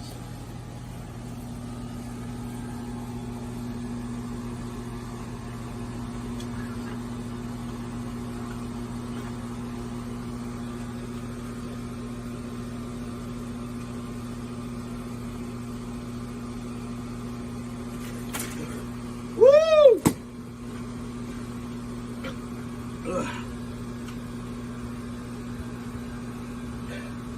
Tighten up, baby.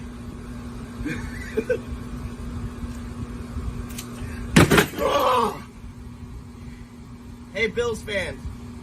Good game. Congratulations. Tighten up. I mean, what a guy. First of all, the form was immaculate. I mean, he disintegrated that table off the top of the ladder, went as far as to do a take two because it wasn't set up good enough. A little beer at 10 a.m. Look, I hate to say it because Mr. Titan, he's all in, man. Obviously, he's a huge Titans fan. He's got his own YouTube page. You should see his freaking garage. Go check it out after we're done here over at the Mr. Titan YouTube channel. You can watch my interview with him, and you can check out his setup. He's got a sweet garage with all this Titans memorabilia, and I can't help but think to myself after watching that, Mr. Titan, man, I think it might be time to join the Mafia. I mean, you're drinking at 10 a.m. You got the perfect form for the table diving, and you wouldn't have to endure what you had to endure the other night. Look, we're taking in good quality new members. And I'd like to have Mr. Titan on board. Now, Mr. Titan, he's a loyal guy. He was so loyal, he was willing to make that bet, so I doubt he takes us up on that offer. But even so, props to Mr. Titan. Paid off his bet like a man, and he did it in style. An incredible form off the top of the ladder. Beer at 10 a.m. I'm telling you, man. Mr. Titan. Next time we get the Titans out to the Bills out in Buffalo or vice versa, we got to link up and we got to get a double table dive going because that was impressive stuff. Oh, Mr. Titan's in here right now. How about it? Look at him. There he is. Mr. Titan, y'all are great. So this is a class act, man. Love it. Mr. Titan, a hell of a guy. I look forward to jumping on with him again sometime soon because he is the man. And I can't get over that form. When I first watched that video, when he sent it to me, I'm like, damn, man. That's about as good as it gets. You know, with us usually, I mean, at least with my buddies, I mean, I'm lucky somebody hasn't busted their head open. I mean, that was perfect. The ass hit like, at the perfect area where he shattered it in half. He didn't take any injury or, it didn't really seem like it was an aggressive blow, which is very well done. Props to Mr. Credit. Or not Mr. Credit. I'm reading the chats down here and talking at the same time. Dumb. Props to Mr. Titan. Sorry about the other night. It was no fault of your own. And you paid it like a man. And that is impressive. Okay, let's move on. We got to put this one in the rear view. I mean, as great as it was, it's time to move on. And this is going to be a short week for the Bills. We're back to some sort of reality. I mean, it's going to be crazy to play a Sunday afternoon game, it feels like, right? I mean, you had to wait all last week for this game. And then the week prior was on Thursday. You had to wait all the way again. Like it just feels topsy-turvy. We get back to some sort of normalcy this coming Sunday.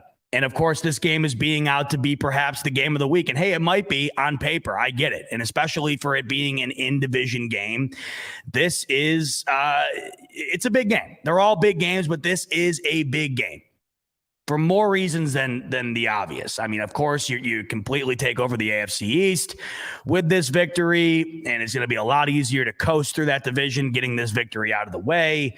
You improved to 3-0 with the 1 seed still in sight. I mean, I know it's early on here, but these are things you got to think about. I mean, we talk about it all the time, but last year, you lose to the Titans on that slip by Josh Allen. You lose to the Steelers early on, and it might not seem that significant at the time, but when it gets down to the end of the season and you're not the 1 seed, you look back and look at the games that could have gotten you there, and those were 2 that stick out to me last year. So, these do matter. I know you don't want to talk about playoffs this early or division or whatever, but you have to because this isn't the NBA, okay? This isn't the MLB. All these games are as significant as the next. I don't care how early or late they are. So we look forward to this week. 1:00, it's on the road. It's in Miami. And the Bills have had the better half of Miami since Josh Allen has came in. Josh Allen has owned Miami, but this is a different Dolphins team. We knew that they were going to be improved with the way that this offense has been added to. I've been a big fan of Mike McDaniel early on so far. I really have. He's unlike any coach I've seen. Time will tell how well it works out for Miami. It's worked out pretty well so far. I like that guy. He's odd. He's different. I mean, there's Bill Belichick, who just doesn't say a word. He'll never tell you his actual thoughts or feelings or give you any, he'll give you nothing. Mike McDaniel will tell you straight up how it is every time in like a really cool, like talking to your buddy type way. I do like Mike McDaniel a lot. It's going to be a shame to kick his ass this week. I mean, it really is because I do like the guy. So the Bills coming in to Miami Sunday, 2-0 versus 2-0. Winner takes over sole first place of the AFC East. This game would have had a big, gigantic, different narrative had the Dolphins just wind up going away last week against the Ravens. So, if you've been living under a rock and haven't been paying attention all night, yes, the Miami Dolphins found a way to beat the Baltimore Ravens last week. I still can't get over the fact that they won 42-38. So at one point in this game, the Ravens were up 28-7 going into half. And then in the third quarter, to end the third quarter, rather, it was 35-14. I mean, this game was wrapped up. This is why I keep saying, I give the credit to Miami for coming back and getting the job done. But if you're going to lose it up 35-14, that's as much to do with you collapsing and just flat out pissing your pants than it is the other team just somehow summoning the power of God and getting the job done. The Dolphins scored 28 points in the fourth quarter after scoring a combined 14 the first three quarters. I mean, how can I, for the life of me, just think that was because the Dolphins are just that good? I think a large majority of that came down to the Ravens just absolutely crapping themselves. Tyreek Hill had a touchdown, a bomb touchdown. There wasn't a single Raven within a mile of him. I mean, it really was an utter collapse. I can't stress this enough. What Tua was able to do was impressive. Anytime you go out and throw 6 touchdowns, you lead the comeback, you do all the things you have to do to get the job done. I mean, it was impressive. But had that game stayed the way it was, or had they wound up losing that game, the narrative going into this week would be a lot different. Yet they find a way to score 28 in the fourth quarter, and now it's being touted as, potentially the game of the week. Huge game. Everybody's talking about the Dolphins this week, and understandably, they have a high-flying, fire-powered filled offense.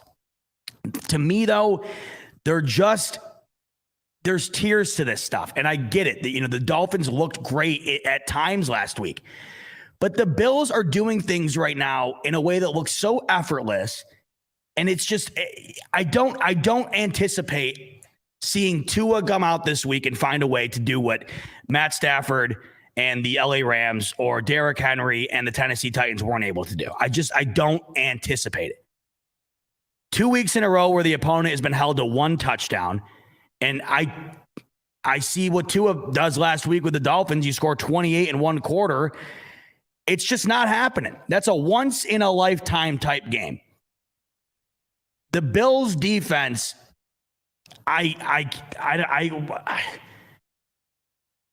think there'd be a better chance of a meteor hitting my exact location right now than the Bills giving up 28 plus to the Dolphins this coming Sunday. I can't for the life of me imagine it.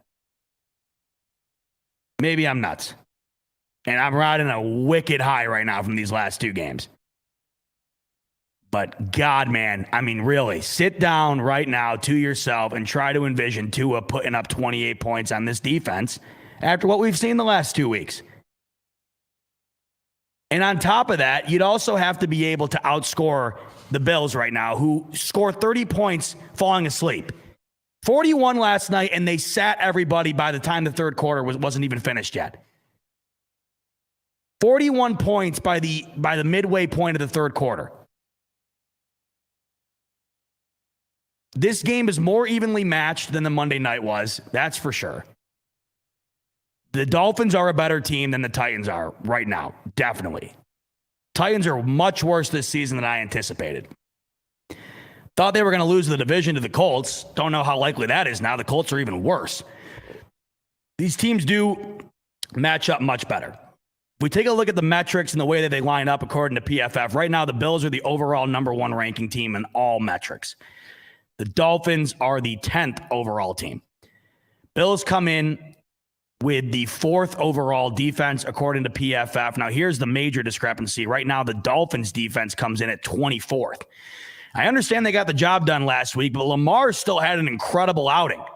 They put up 38 points. I mean, they were clicking on all cylinders all the way until that game was over. They just blew it. The offense still erupted last week for Baltimore.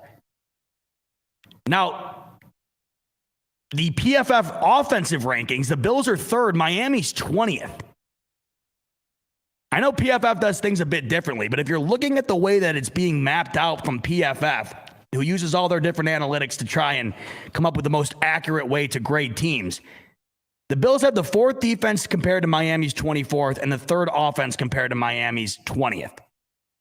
I do think that this game is more evenly matched than the Titans game, but I don't quite know how evenly matched it truly is.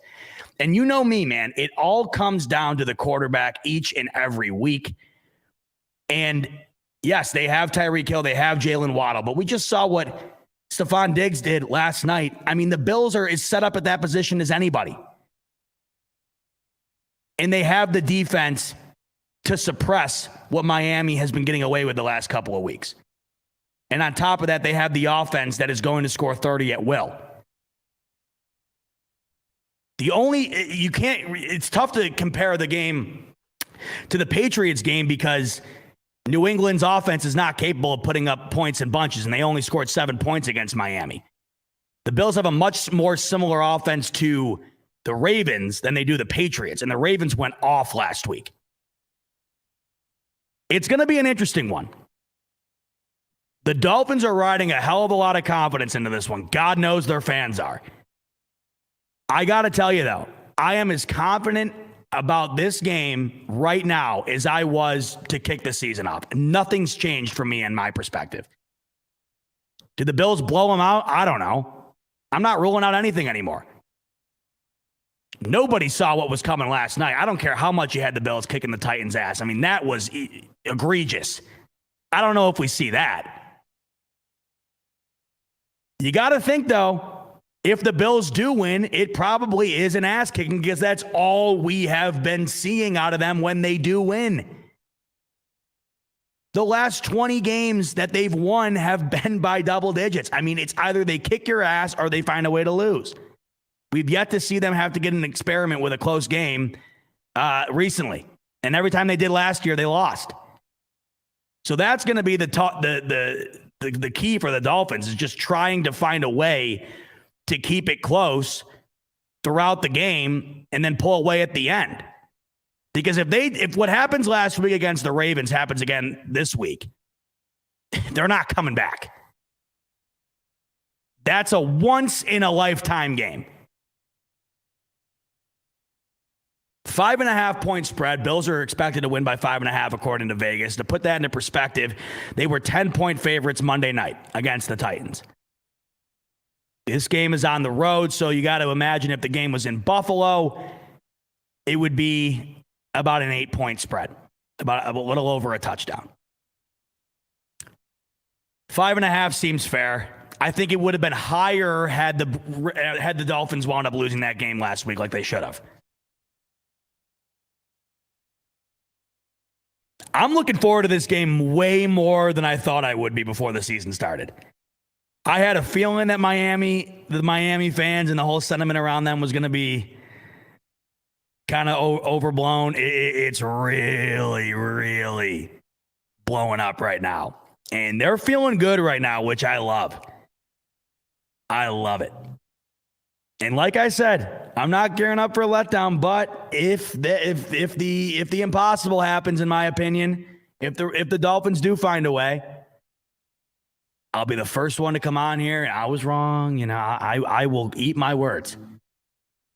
But I am overly confident in this one. I am more confident in this game than I was the first two games. And it's not just because of what we saw out in those first two games. I was confident going into the Rams, but I wasn't like guaranteeing a win in that game. I was really confident last night. It just felt like these two teams at this moment, the Bills and the Titans, are on the same level. I don't think the Bills and the Dolphins are on the same level either. I just think it's easier to make the argument that they are because the Dolphins had that fourth quarter last week. But I watched that whole game. Yes, the fourth quarter was incredible, and it deserves credit. But there were 3 other quarters in that game, too, and they got their ass kicked. So it'll be interesting. And I'm very, very much looking forward to it. I mean, Tua, he's putting up the numbers, right? Last week was extraordinary. I think right now, Tua is leading the league in yards, or he's right up there. It's everything Miami wanted, and here it is. They also said they wanted the Bills. Well, here it is. Here it is. This is that big game. I mean, we've been there with the Bills when they weren't at the stature in which they're at right now, right? These prove-it games, these huge games, right? Where you get to prove to everybody you're legit. Because if the Dolphins go out this week and prove it and win, you're legitimized, right? Then all of the narratives are legit. And you'd even get that out of me, right? Totally. If you're able to pull that comeback off last week and you go in this week and beat the Bills after what they've put out on display the last couple of weeks, you deserve all the credit in the world. Absolutely. I will believe it when I see it. I will believe it when I see it. I'm not buying into it. I'm just not. I'm not buying into it. Of course, Tua is going to be better with Tyreek Hill, and especially the way Jalen Waddle's been playing. Of course. Are we all of a sudden now supposed to think Tua is the quarterback we saw in the fourth quarter last week as opposed to the quarterback he's been every single other game he's played prior to that? I mean, that's what kills me about this stuff. Tua has delivered mediocre to poor football every game prior to that, for the most part. And then in one fourth quarter where he finds a way to just put up an absurd performance, like the biggest outlier you've ever seen, then we're supposed to just bank everything on that. So I'm going to err on the side of caution and wait till this week. Now, if Tua goes out against this Bills D and plays as good as he did in that fourth quarter last week, this week, you got to believe her in me. I'll say that right now. You got to believe her in me wholeheartedly. I mean, really, if he comes out this week against a Bills D that is just completely pissed on the Rams and the Titans, if Tua is the guy to come out and completely flip the transcript on the Bills D, you got to believe her in me 100%. I'll just believe it when I see it. And that's not necessarily to take anything away from Miami either. They're already a little bit better than I thought they would be. And I do think the way the AFC is looking right now, they 100% will be in the playoff race. 100%. I thought they would be to begin the season, but right now, seeing how potentially horrendous the Colts could be, Titans not looking good at all, Bengals, what the hell's going on there? Much higher chance of making the playoffs than even I thought, and I still thought that they were going to make the playoffs. So this is your first real test, I would say, in the season here, as far as the AFC is concerned, to play a playoff team. I'm not sure the Titans make the playoffs.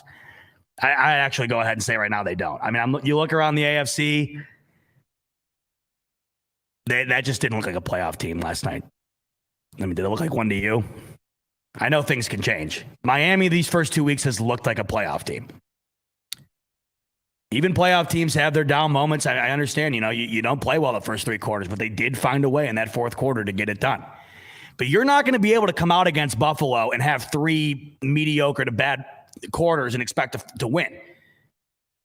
You figured you'd say the same against Baltimore. I don't know what that was. I really don't. I mean, that's just, it was crazy. I don't think anybody knows what happened there. I don't even think the Dolphins know what happened there. Like, you play that game 100 times. You go into the fourth quarter there 100 times, 35-14 Baltimore. Baltimore's winning that 99 times. You witnessed the one that just happened to go in a way that no one saw coming. So I'll leave it at that. I am as confident as I have ever been going into this game. I got the Bills winning big once again. I'll save my predictions for this coming week for the pregame shows. I'm as confident as I've ever been. But as much as I've been critical of the Dolphins and Tua, as much as I've just put the Bills on a pedestal compared to them, deservingly, by the way, I will be the first to admit whatever is necessary if Tua goes out and delivers an A-plus performance against Buffalo. Win or lose, by the way. If Tua comes out this week and the Bills wind up winning this game 41-38 and Tua is just neck and neck with Allen all day, just dicing the Bills D. I mean, you got me convinced. But I need to see it. Almost 2 hours in the books. What a fun one this was tonight. Lots of different things that we got into. It's always fun when you have a game like last night to recap. Thanks again to the Thigh Doc for coming on and giving us an update on those injuries. Hopefully we get all those guys back soon. Many more guys on the injury list today than there were yesterday, and that's unfortunate because plenty of those guys are real key contributors to this team. You hate when anybody goes down, but especially when you lose your key guys, it's tough. But hopefully we get those guys back as soon as possible. So great to hear that Dane Jackson is doing well. Looked really bad yesterday, but he looks to be doing just fine, which I don't know if any of us thought that was going to be the case when we saw the ambulance come out on the field. So that's that's awesome stuff. Oh, another news, by the way, I haven't touched on this. I don't know how much there is to really say, but Bobby Hart, I don't even know what happened. He got suspended a game for punching somebody yesterday. I must have just missed that one. I don't know. I guess I was a little too caught up in the theatrics of a 41-7 victory to harp down on the Bobby Hart fight that I never knew happened. So there's that bit of news. Suspended a game. A lot of weird stuff like that happened last week or over the weekend. Some fan hit Kyler Murray in the face. They're looking for that guy now. And then some Browns fan threw a water bottle at Jimmy Haslam, and they arrested him and charged him with 3 misdemeanors. So I guess the moral of the story is don't fight, don't throw things, and you'll be all right. Weird. A lot of weird things happened in the NFL this past week. Bills capped it off in style, though. 41-7. That's all I care about. All right. $145 in the books. Shout out again to Mr. Titan. Great sport. Paid his debt like a man and in style. The form on that table dive was extraordinary. Shout out, Mr. Titan. Sorry, we had to do it to you. Shout out again to Thigh Doc for coming on and updating us all. Always making us smarter is the Thigh Doc. Much appreciate his time. And thanks to all you guys. We are over 400 strong in here almost the entire night. And that just goes to show you 2 things. 1, how great you are. And 2, how great the Bills are. Because you wouldn't be tuned in here if you didn't want to hear more about that amazing performance we saw last night. Let's hope we get another one next week. I'm anticipating it. The Dolphins fans don't seem to be, but we'll see what happens. I'll be back with you next week, Monday night, back to our regular scheduled time. Tomorrow night, Rev, as always, on the Rated Rev show, Wednesdays right here on the Buffalo Fanatics YouTube channel. Rico will be back with you later on in the week, and then we will have a pregame show for you Sunday, and I will be on that along with the rest of the gang to cover Bills Dolphins. The game of the year, potentially. Gonna be a barn burner, so I've been told. Can't wait. All right, folks, enjoy the rest of your week. Much love. Thanks for tuning in as always. And hey, go Bills.